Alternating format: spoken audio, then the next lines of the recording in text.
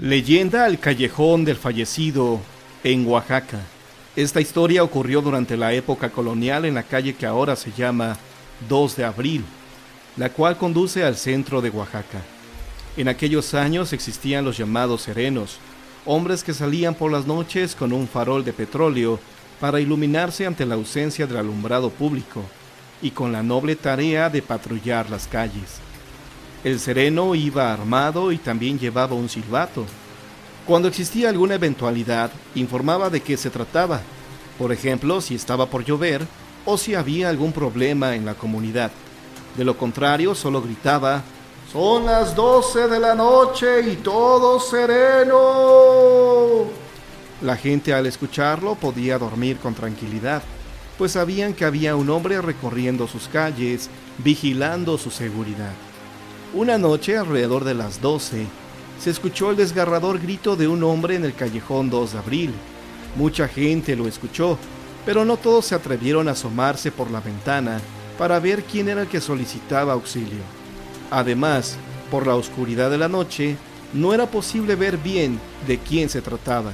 A los pocos minutos vieron pasar a paso firme y deprisa al sereno, el cual se dirigía a la iglesia del Marquesado. Cuando llegó a la iglesia, tocó en la puerta con insistencia hasta que salió el sacerdote. «¿Qué sucede, hijo?», le preguntó el cura, a lo cual el sereno le contestó que en el callejón 2 de Abril habían atacado a un pobre hombre y que necesitaba recibir los santos óleos porque muy difícilmente podría sobrevivir. El cura, al escuchar esto, no dudó en brindarle el servicio religioso al moribundo, así que tomó sus cosas y un quinqué con el cual alumbrarse. Acompañó al sereno hasta donde le indicó. El sacerdote vio que en el suelo estaba tirado un pobre hombre quejándose de dolor. Tenía una herida grande en el pecho provocada por un cuchillo. El sacerdote puso en el piso adoquinado su lámpara y escuchó su confesión. El hombre que tenía la herida mortal terminó su confesión. El cura le dio la absolución de sus pecados y untó los santos óleos. A los pocos minutos falleció. El cura terminó su labor piadosa y miró a su alrededor. Se encontraba solo en la calle, pues el sereno había desaparecido. El hombre de Dios sintió curiosidad por ver a quién había confesado y se llevó una espeluznante sorpresa. El hombre que yacía en el piso sin vida era el sereno, el hombre que fue a tocarle desesperado a su iglesia. El sacerdote, al ver esto, por poco se desmaya. Hizo un gran esfuerzo por tomar sus cosas y regresar a su hogar. Al día siguiente, el sacerdote cayó enfermo y duró varios días en cama. Cuando se repuso de este hecho insólito, el sacerdote perdió la audición del oído derecho, con el cual escuchó la confesión del moribundo.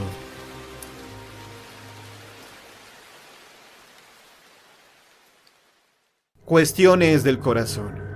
Cuenta una leyenda de la época de la colonia que en el estado de Morelos existió una famosa bruja de nombre Jacinta Morales.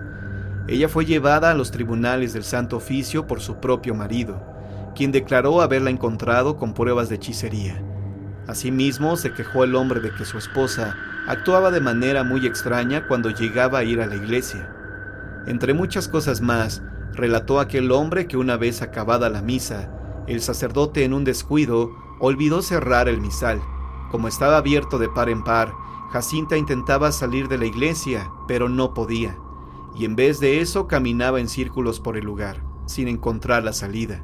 En verdad que era extraño lo que sucedía, y como él había escuchado que las brujas tienen ciertas restricciones para moverse dentro de las iglesias, comenzó a sospechar que su esposa era una de ellas, pues además, aunque él siempre llegaba cansado del trabajo, desde que se había casado con ella, jamás despertó en medio de la madrugada, ni siquiera para hacer sus más inmediatas necesidades físicas.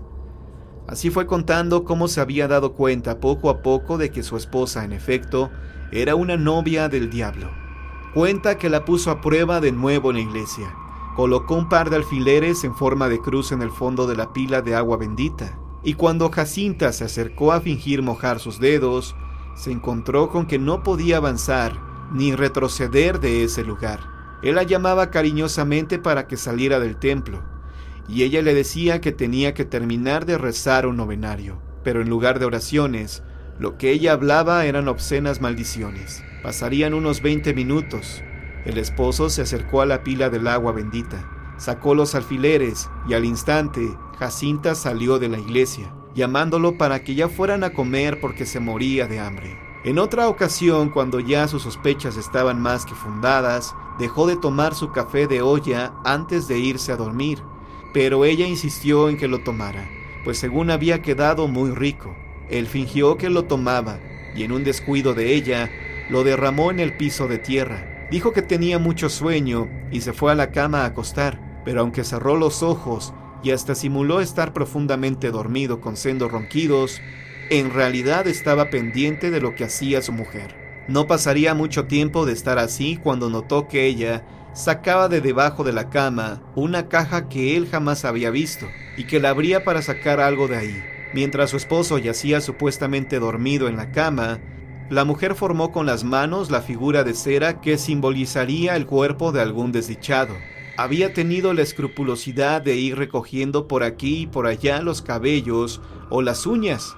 Incluso envolvió la figurita con un pedazo de la tela del vestido de su víctima. Según contó después la misma bruja, era un proceso muy elaborado, pues para lograr el efecto deseado tenía que trabajar en cera virgen con pedazos de hostia consagrada que le eran tan difíciles de robar, así como los santos óleos.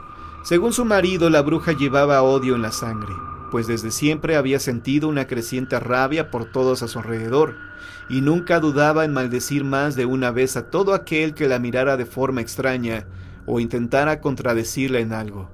Mientras el marido observaba con los ojos semiabiertos, comenzó a escuchar unas plegarias dedicadas al diablo, y cuando de entre los conjuros, invocaciones y maldiciones que salían de la endemoniada y sacrílega boca, escuchó su propio nombre, una fría y rápida convulsión se apoderó de su cuerpo, y sintió entonces todo el miedo que había estado guardando en un ser desde que comenzó con las sospechas. Aún en ese infinito pavor, no dejó de mirarla cuando ella clavó en la figurilla un alfiler que sacó de entre su costurero, y escuchó cómo la bruja reía sin disimular todo el placer que aquella acción le proporcionaba, mientras el hombre sentía una ligera punzada justo en la parte donde la mujer había pinchado la figura, su corazón. Ya que había reunido todas estas pruebas y muchas más, tomó al siguiente día la caja con las hechicerías, la escondió en su carroza, bajó unas mantas y pidió a su mujer que lo acompañara al pueblo a hacer unas diligencias. La esposa estaba lejos de sospechar que en realidad la llevaba hacia el palacio del Santo Oficio. Cuando cayó en cuenta de ello, ya era demasiado tarde, pues las enormes puertas de madera ya se habían cerrado detrás de sus espaldas, para nunca más volverse a abrir. Se supo mucho tiempo después que aquel hombre pereció súbitamente de un paro al corazón. Muchos piensan que fue la bruja de su esposa, quien regresó del más allá para llevárselo con ella por haberle arrebatado su vida humana.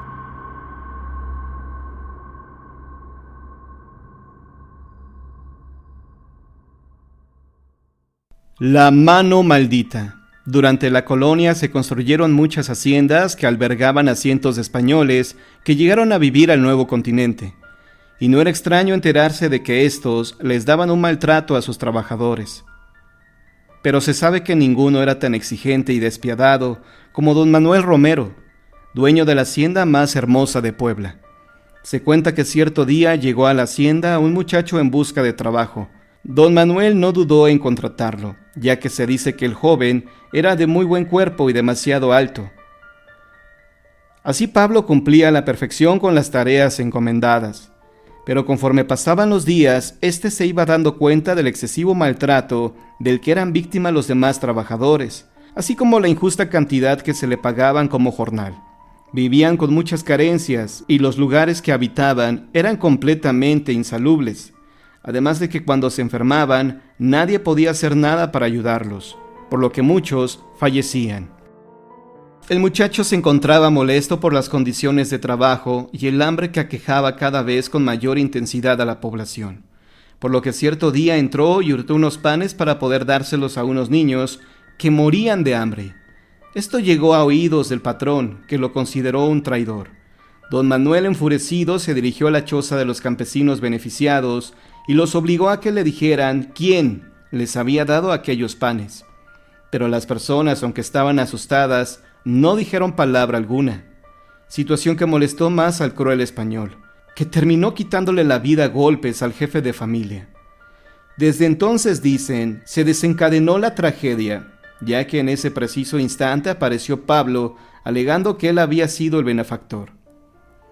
Don Manuel, iracundo, tomó al muchacho del brazo y lo mandó golpear al tiempo en que lo amarraba dejándolo al sol.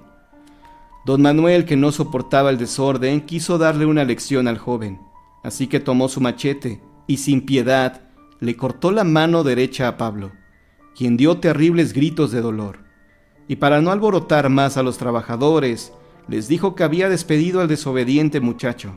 Lo cierto es que lo había llevado a un llano lejano, donde le quitó la vida, enterrando su cuerpo en aquel lugar desolado.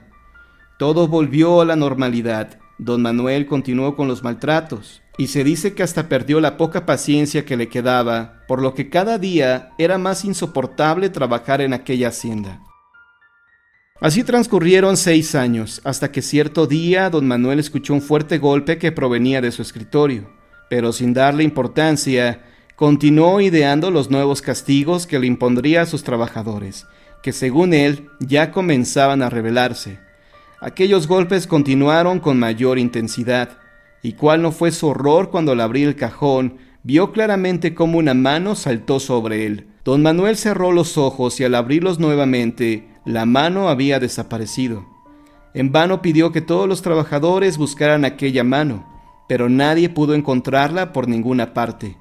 Don Manuel estaba seguro de que le estaban tendiendo una trampa, y más enfurecido que antes, mandó castigar a cuanto sospechoso le venía en mente. Esa misma noche la mano volvió a aparecerse, pero esta vez en sus aposentos. Desde aquel día, don Manuel amanecía con una palidez preocupante, y su ánimo y desconfianza delataban que algo malo le estaba ocurriendo.